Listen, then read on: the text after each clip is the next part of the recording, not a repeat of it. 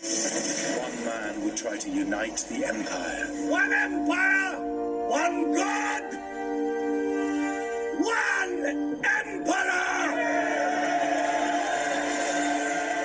The world will know the name of Constantine. Constantine would change the face of the empire and leave the greatest legacy of any of Rome's emperors. A new world religion. The army of Rome marches in the name of the one true God! Christianity.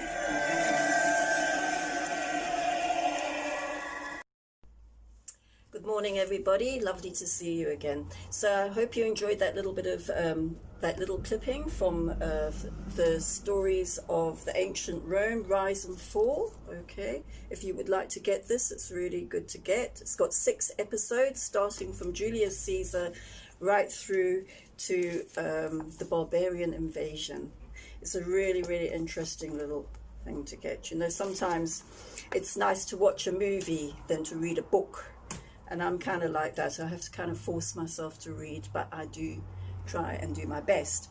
So anyway, so today we're going to carry on talking a little bit about the church and the development of the church. But now this time under this emperor, Constantine, who was a real politician at heart, and yet there is that idea that he did become a Christian after when he had that encounter at Milvian Bridge, which you can look at if you get this book by Church and History by B.K. Caper.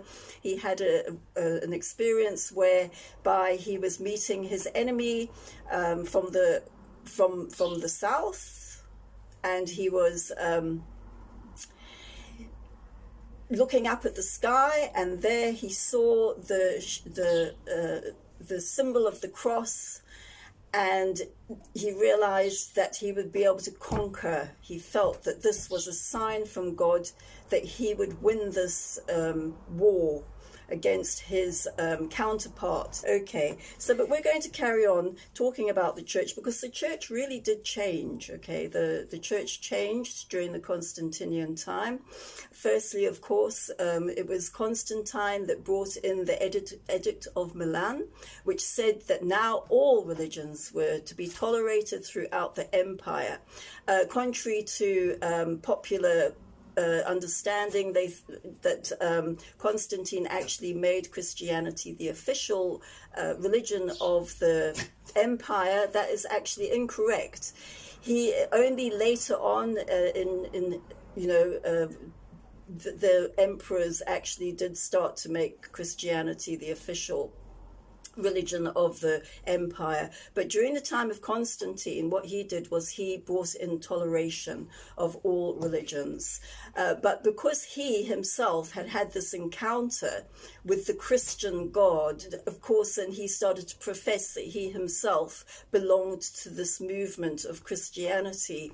So, of course, if the emperor is going to be a Christian, so-called Christian, so the peoples kind of started to think the same way. They wanted to be like their emperor and also be part of this wonderful religion that had now become one of the main official religions of the empire.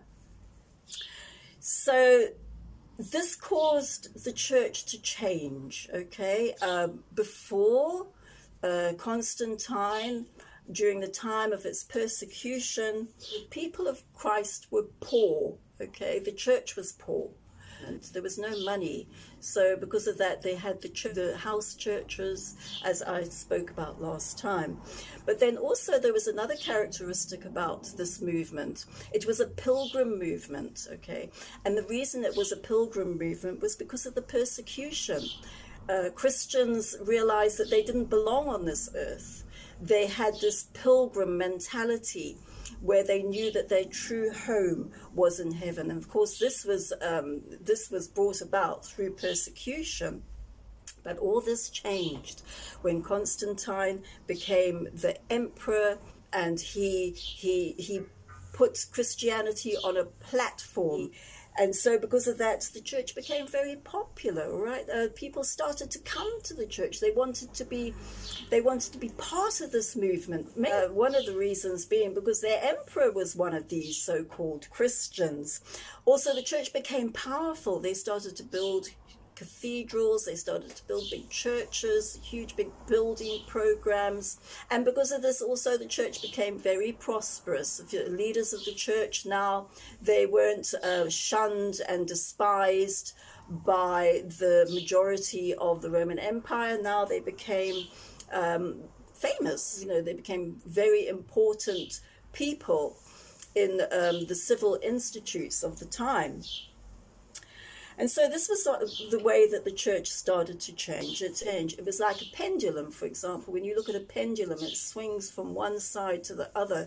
So you find that, movements do that.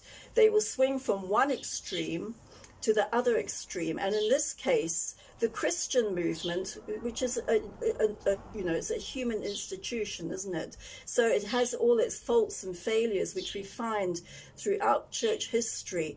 If Jesus hadn't been the head of this movement, I can't see that it would have continued on down the ages, because of all the extremities that the movement would be gravitate towards. For example, we see the church going for the first huge extremity of movement, the swing from being poor and pilgrim and persecuted, now swinging to the other side because of the Constantinian Edict of Milan. We see now that the church has swung right to the other side. As I said just now, it became popular, powerful, and prosperous. The church was no longer a moving, dynamic, organic entity. It instead became a static, powerful organization. It lost that organicness about it, and it became institutionalized and very organized. But this was something that was inevitable, okay? Because if you find any movement, whenever there's a dynamic movement, a movement where there's this organic characteristic about it, where it's dynamic, you'll find that it will dissipate. A movement like that dissipates unless there's a framework that's put around that movement. And in the case of Christianity, the framework that was placed around the movement was the framework of the canon, the creed, and the Episcopate. If it hadn't had that to preserve the movement could possibly have become many different things. It could have become just another Gnostic movement. It could have become another branch of Judaism. There was a few things that it could have become, but because of the framework that was put around this entity, this movement, which was actually the three things: the canon, the creed, and the Episcopate. The church was preserved because of this, and so we find that out of the creed came a constitution. Became a rule. There was a set of rules that started to come forth, like policies and rules and all that, which became part of the boundaries which the church found itself in. Concerning mission as well, we see that before Constantine, the people of God were going forth. They were becoming part of the Christian diaspora, where because of persecution, they were starting to spread throughout the empire, and they were taking with them the beautiful gospel message. They were operating in the gifts of the Spirit. They were loving one another and doing what Jesus told them to do. But once the church became so powerful and popular and prosperous, the mission work was no longer just the simple Christian expression. The mission work became one of taking the gospel on the back of missionaries that were actually culture bearers. Okay, so not only were they taking the gospel with them to the outer parts of the Roman Empire, but they were also taking the Roman culture with them, which was very, very beneficial for Constantine's mandate that he had for the empire as a whole. It was a real advantage for him that the gospel could go forth and also be a bearer of culture to those on the peripheries of the Roman Empire. I'd just like to read you a little bit from a little book. Oh, it's falling to pieces, my book is, but it's called The Witness to the World by David J. Bosk, very good writer, or The History of Missions. He writes, this Hellenizing development meant that the church became a precisely definable entity with clearly identifiable boundaries. The church in movement became the established church in orthodox form, outside of which there was no salvation. In future, mission would simply mean church extension. Being baptized into the Catholic Church meant becoming a Christian. The church was the hierarchical institution under the supervision of bishops. The few remaining missionaries regarded themselves as ambassadors of the Pope, whose task was to incorporate new converts into the church. So now the paragraph I've just read you talks more about the church that's, further down the line from Constantine. But eventually this is how it developed. It developed into a place where the missionaries were ambassadors for the Pope. And that's eventually what happened to the church. So from there, we're going to talk a little bit about the Episcopate now and how it developed from being elders in the church. When we read the scriptures, we see that elders were placed in the churches around Asia Minor at that time. Paul, he ordained elders to be in the churches and that. But as time went on, and because of the need of leadership, the elders, out of the elders came a bishop. Okay, so the bishop became the overseer over the elders, which were, each elder represented a church. And the bishop started to represent an area or a province where a group of churches were.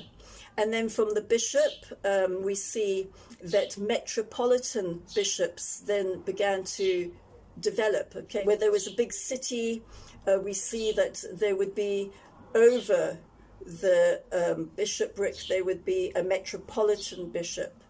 And then from there, out of these great cities, emerged 5 main cities, major Christian cities. And these major Christian cities then had what was called patriarchs. And the patriarchs then were responsible for the metropolitan bishops, who were responsible for the bishops or the overseers of a group of churches, who were responsible for the elders that represented each church. So we see here that a hierarchy is starting to emerge, and this started to become cemented during the time of Constantine. Eventually, so we see that at the top of this hierarchy, we see the patriarchs, and there were 5 very important cities that represented Christianity. One of them being, of course, Jerusalem, where the gospel actually spread in the first place, and it spread north up to Antioch. And in Antioch, that's where the first Christians were named Christians. And there in Antioch, you got wonderful prophets that would come to that town, and great teachers started to emerge out of the city of Antioch. And from Antioch, we see even Paul and we see Barnabas going forth and spreading the gospel throughout Asia Minor. But we see that Antioch and Jerusalem were two of the major cities, and then we go and we hop over into Africa and we find Alexandria. Alexandria became one of the main representatives for Christianity. It was a major city, mainly because it was such a place of learning. That's where all the great scholars came from. Okay, they came out of Alexandria. We see Oregon, Tertullian coming out of Alexandria. It was still part of the Eastern Church, but we see great scholars that came out of this, the learning institutes of Alexandria. And then that was the third one. And then we also see that Rome was the fourth of the great cities. Well, of course, Rome would be, because that's where we traditionally see Peter being the apostle to Rome. Okay. There is that line of thought that Peter actually never went to Rome. But of course, when you go to the Vatican City, they have the site, the shrine, where they believe that Peter was buried right there in the Vatican. Whether that's true, well, I'm not sure about that. But anyway, Rome became a very, very important city. And we'll see later that it became the main city. But also we see the last and not least of the cities that were very important back in the east there, we see Constantinople. Okay, so Constantinople, which today is modern day Istanbul. And this became the place where Constantine eventually went, and he established himself in Constantine, basically because it seemed like two great leaders couldn't live in one city, which was Rome. And by the time that Constantine was on the scene, the Patriarch of Rome had become quite a force to reckon with. And so Constantine decided to transfer his headquarters to Constantinople. He called it Constantinople. But what we're seeing here is a church government that has become very pyramidical, very like a pyramid. It's become where we haven't got the capstone as yet. We've got the 5 patriarchs. But as time went on, you'll see that the capstone was eventually added. And of course, that capstone was the papacy. But we'll talk a little bit about how this happened, because it just didn't happen overnight where there was just one leader of the whole church. It happened because of circumstances that took place within the church. Well, not within the church, within society as a whole. So one of the things that Constantine is well known for is the fact that he resided over a very important church council, and the Council of Nicaea was the council that he resided over. So what was this council all about? Well, it was about the controversy that had been raging since early times, since the times of Tertullian and Origen, which we spoke about last week, back there in the 2nd century. And the controversy was all around the Godhead. Where did Jesus fit in to the Godhead? Was he God? Was he a created being? And this was a question that was asked. And that's why the creed came about, because it was so important that this happened. For example, Tertullian was one of the first that used the term the Trinity. He saw Jesus as one of the persons of the Trinity. He saw the Trinity as being one God, 3 persons, all partaking of the same substance of God.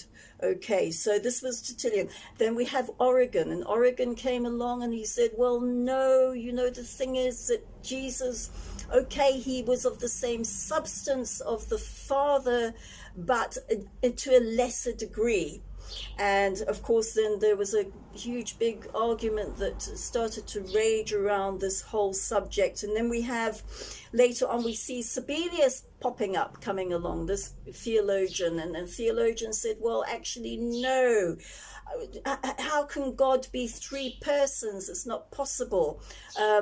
It looks to me, said Sabellius, and he worked out this formula that actually God was one God, but three modes, three roles that God played during, in the Godhead. In other words, 1 minute he would be Christ dying on the cross, and then he was the Father speaking from heaven, and then he was the Holy Spirit. But this really didn't really make sense, actually, because how could, for example, when we actually see Jesus, when he got baptized, we see the Father speaking from heaven and saying, this is my beloved Son. And at the same time, we see the Holy Spirit coming down upon Jesus in the form of a dove. So we see the three persons just in the very baptism of Jesus. So this theory that the Godhead was actually just three manifestations of God that took place, yet one God, didn't really make sense when actually the three persons all turned up at the same time. And then, of course, we got another great theologian who was very popular in the empire, and he was born in 256 and he died in 336. His name was Arius. Now, Arius's doctrine really took roots within the Roman Empire. We find that his teachings went as far as the barbarians that were outside of the Roman Empire. So the missionaries of Arius were very active, and they took this doctrine out to all parts of the Roman Empire. So Arius's line of thought was that Jesus was one of the first creation of God. He was the first creation of God, and that the Holy Spirit was also a creation of God. He was an angel, okay? So this is what Arius believed, and this is what he taught. But from the scriptures we can see that this is not true, because if it was true, then it was John wouldn't have said, in the beginning was the Word was with God, the Word was God. He would have, because when you read, for example, the Jehovah Witness Bible, which is a modern day form of Arianism, we see that in the Jehovah Witness Bible, we see it says, in the beginning was the Word was with God, the Word was a God. Well, this is not possible, because actually if they believe only in one God and they're trying to protect this oneness of God by saying that Jesus was a creation of God and even the Holy Spirit was a creation of God, if they're saying that, then they're contradicting themselves that God is one when they're saying that Jesus, the Word, was a God. So we see much contradiction going on, and when we read the scriptures, we see even Jesus, he didn't stop anybody from worshipping him. And of course, being Jewish, we do not worship anybody, nobody, there was no worship of anyone except God. So for Jesus to allow people to worship him would have been completely heretical. And that's one of the reasons why the leaders of the Jewish people put him to death, because of the fact that he claimed to be God. So, the teachings of Arius were ludicrous, really. And yet, this teaching traveled throughout the Roman Empire and was a real thorn in the flesh to orthodoxy for many, many years. So we see that Arius, eventually, this all culminated into a huge controversy which took place at Nicaea.